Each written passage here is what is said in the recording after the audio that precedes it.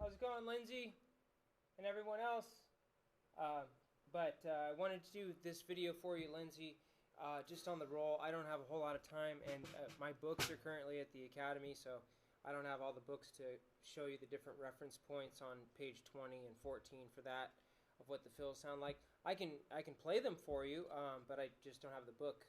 But I have, I don't know, like 1 through 7 memorized, something like that, out of the 12. So anyway, but this is about the roll. So for today, this is kind of a supplemental lesson for you, Lindsay, just because of with your disability and working with your left hand. So let me get a little bit better shot here for you.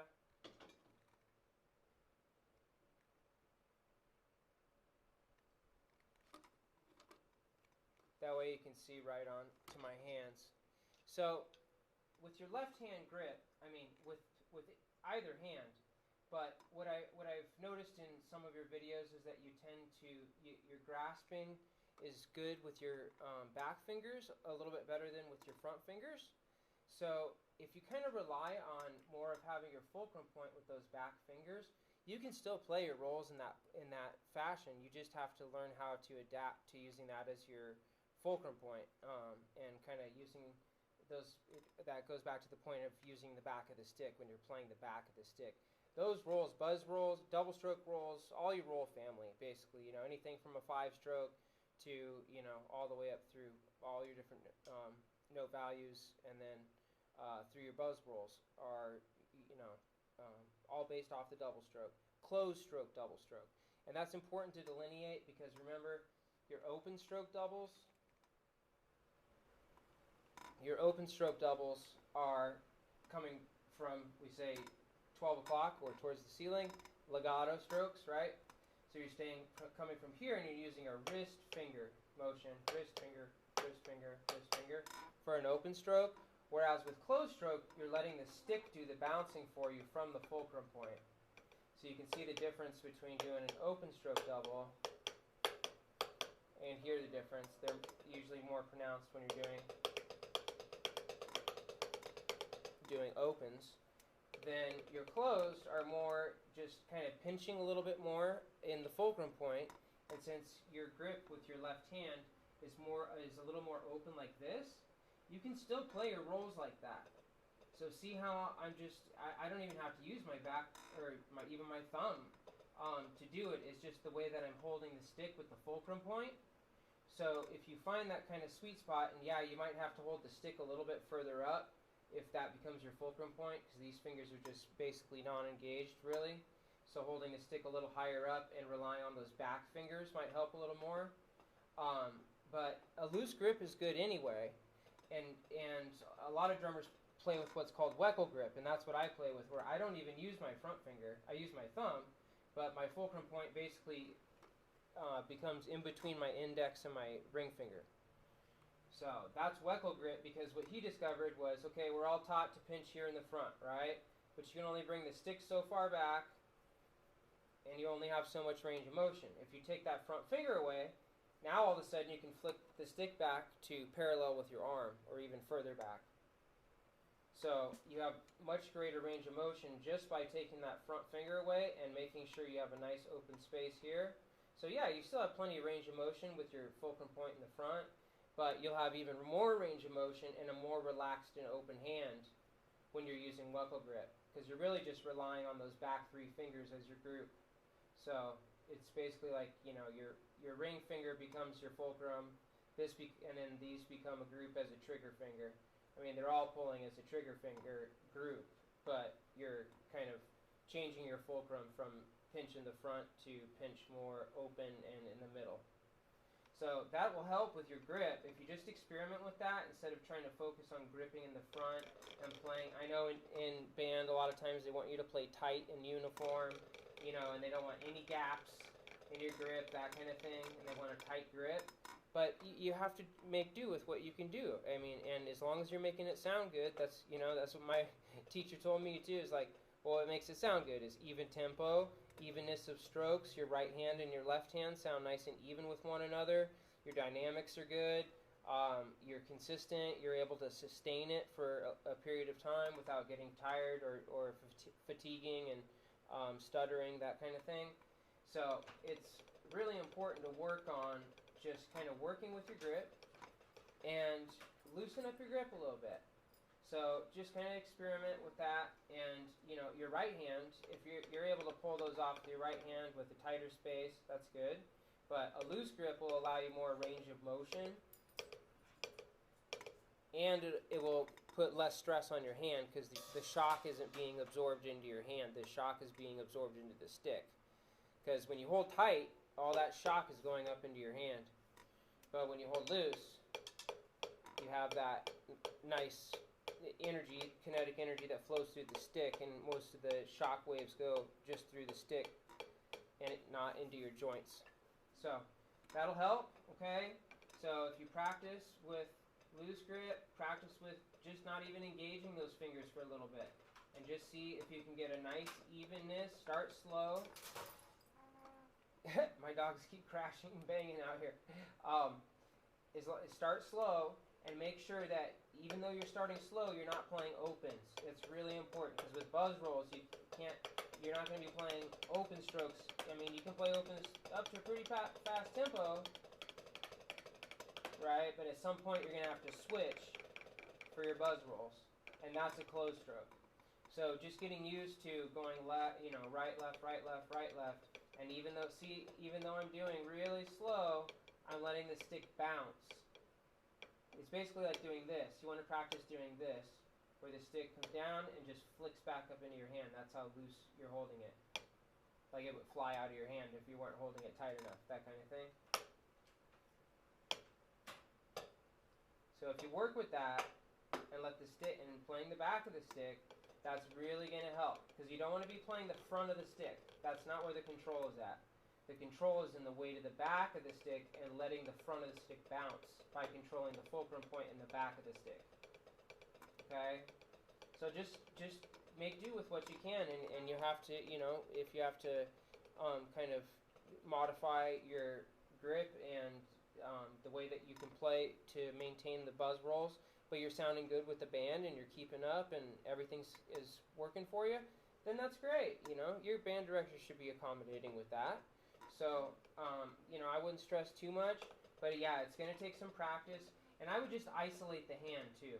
I have an exercise I just named stepping up the ladder, but what it is you're just going from 2 strokes to 3 strokes to 4 strokes, all the way up to a 5 or 7 stroke roll in one hand. So you just isolate each hand, 2, 2, 2, double stroke, right, and closed stroke. All of them are closed. So you can do a throwdown first, and especially once you get to the higher numbers, because you're going to have to get more kinetic energy in that first throwdown to control the remaining bounces with the fulcrum point. But first one, double, double, double, double, double, double, right? Just get comfortable with doing that. Then left hand, over and over and over and over and over. Just doing a double. Then go up to a triple stroke. 1, 2, 3. Triple it, triple it, triple it. And see, now I'm using a little bit more velocity for my throwdown, so that way I'm getting a da, da, da, da, da, da. Okay? So, and then to the left hand.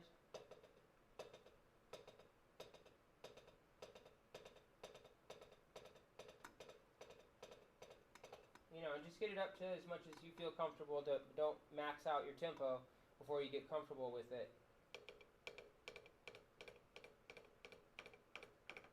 Okay? And work with light touch. And then go up to 4. 1, 2, 3, 4.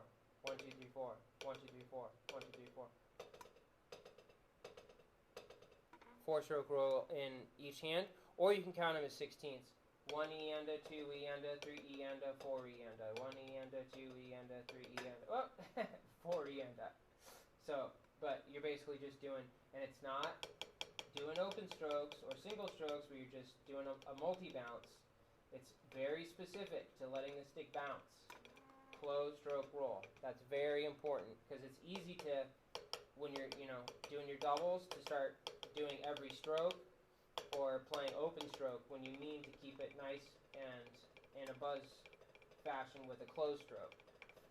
Okay? Alright, so then once you get up through 4, 1, 2, 3, 4, 1, 2, 3, 4, 1, 2, 3, 4, 1, 2, 3, 4. Try to get up to a 5-stroke if you can. 1, 2, 3, 4, 5. And then accent that 5, because that's like doing a 1, 2, 3, 4, 5. A regular 5-stroke roll. And then get it into one hand. So you're getting that throwdown.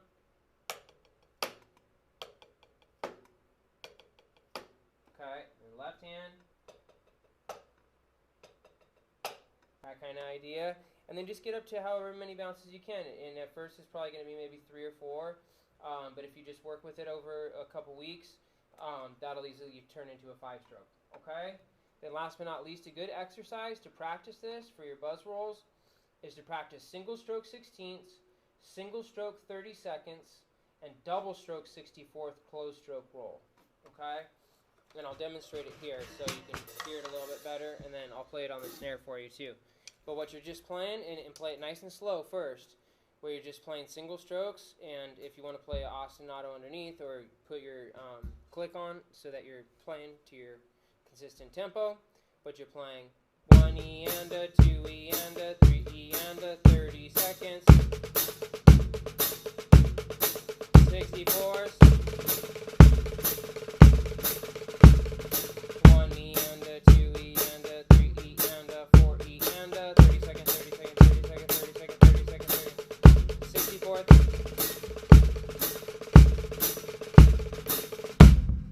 Okay, and just practice slow, and in maybe 2 beats, not 4 beats, just short bursts, like 1 E and a 2 E and a.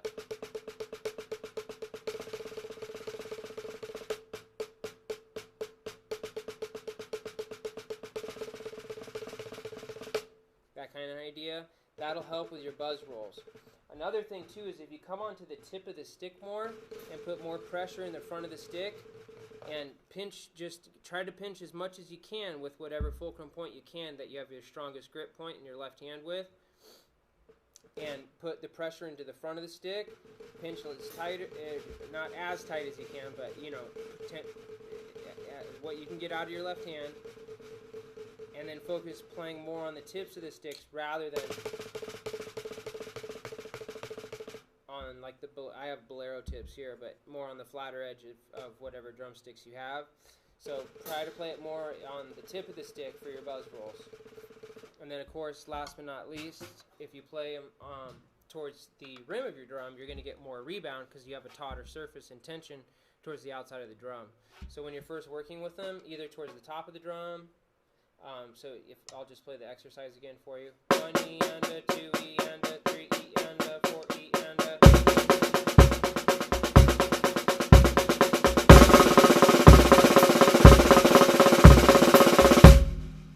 Okay, you played, you know, just towards the top will give you more tension.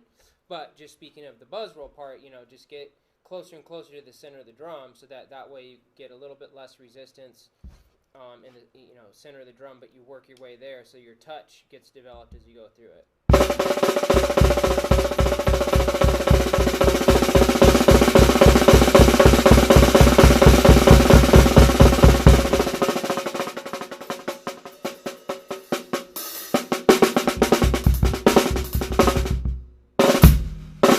And that's what like 5-strokes and all those are so good for.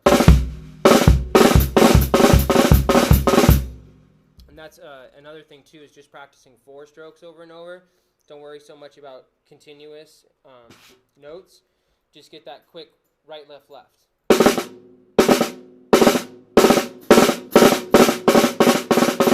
And then you can add the accents in later. That kind of idea. So just get used to, you know, playing nice and slow. Play those double strokes closed. That's stepping up the ladder exercise. 1, 2, 1, 2, 1, 2, 1, 2, 1, 2, 3, 1, 2, 3, 1, 2, 3, 1, 2, 3. Isolating your hands though. I'm going back and forth. 4 notes. 1, 2, 3, 4. 1, 2, 3, 4. 1, 2, 3, 4. 1, 2, 3, 4. 5. 1, 2, 3, 4, 5. 1, 2, 3, 4, 5. 1, 2, 3, 4, 5. 1, 2, 3, 4, 5. 1, 2, 3, 4, 5. 1, 2, 3, 4, 5. Okay, so you get the idea. But that'll help you with those kind of technique things, and really work on your angles too. Try to focus on nice drummer's grip, and using German grip so that way you're able to engage both your wrist and fingers for when you're playing your double strokes, because that double strokes are 100% a technique thing. And even if you can just grip in the back fingers, like that's what I'm doing now, basically holding like that, you know, and I'm not saying that your fingers are going to be out like that, but if that's where your main strength point is, and you can really only hold the stick more like that, you can still get a buzz roll out of that. You just have to learn how to control the fulcrum with it. I mean, you could do it with just one finger. Okay, so there are ways to adapt it, so don't worry too much. But yeah, just it's going to take you a little extra effort, but you know, us disabled people are used to having to work a little bit harder to figure things out with a physical instrument. So, you know, I'm sure you're going to persevere through it and work hard at it. So, hopefully that helps. Let me know if you have any questions in the comments. But at least with approaching kind of just, and not making this video super, super long and getting really in-depth with a bunch of exercises and counting and all that kind of stuff, just to give you kind of an idea of how you can progress up to your buzz roll, just, you know, keeping that single stroke motion, doubling your motion, because if you're playing single stroke 30 seconds, you double that motion, you've got 64s. Or vice versa, if you're playing fast 16ths, single stroke 16ths, and you double that motion with a closed stroke roll, then you're playing 30-second notes, right? So, you know, in most of your roll structures, they're going to be 30-second notes, not 64ths. But I'm just showing you how, if you play it at a slow enough tempo, and your 16ths are just at 1 E and 2, you know, instead of 1 and 2 and 3 and 4 and, you're counting basically eighth notes like 16th notes. 1 E and 2 E and 3 E and 4 E and then your 64s. Trying to do it in my hands. But you get the point. But that way, that should help you at least progress kind of strategically, and exercises that will help you develop that, in addition to kind of playing with your grip, so that way you feel a little bit more comfortable with your left hand. And it's really going to focus more on your evenness of your arm movement, because as long as you got that motion to where you can reliably get a double stroke every time you come in one downward stroke motion, it's really going to be dependent more upon your right and your left hand continuously matching that single stroke motion. So if you have that good reliability of single stroke motion, that's really going to help you with your doubles. And that's why I was saying lesson 7 is so important, because if you can really have good control over your 16th notes, play that page quickly, fast, and even substitute the 16ths for 30-second notes and double strokes, you know, there's all sorts of ways you can adapt that lesson to practice things like this. But in the Alfred Snare book, it's lesson 17, page 37, I believe. So I know you have the lesson 7. I think you might have gotten just a copy of that, though. I don't know if you have the book. But anyway, it's lesson 17 out of that same first book, the Snare book, the light blue book. And it's all about the double stroke, and then playing 30-second note double stroke rolls, and then it gets into 5, 7, 9 strokes, all those, with playing different roll structures. But that might help you too, to have a visual kind of thing of how to practice it. And just make sure you do that stepping up the ladder thing and practicing closed strokes, because as you get faster with buzz, you're going to be playing closed strokes, not open. Sure, there are a lot of open stroke rolls that you can play very quickly and involve a lot of open strokes. But specifically for your buzz rolls, those are going to be a closed stroke method of how to play those. Okay? All right, hope that helps, Lindsay. Hope everyone's doing well out there. And hopefully that helps other people out there too. If you have any questions, please let me know in the comments. And happy drumming to y'all. All right, love you. Have a great Thanksgiving with your friends and families. And take care out there. All right, God bless.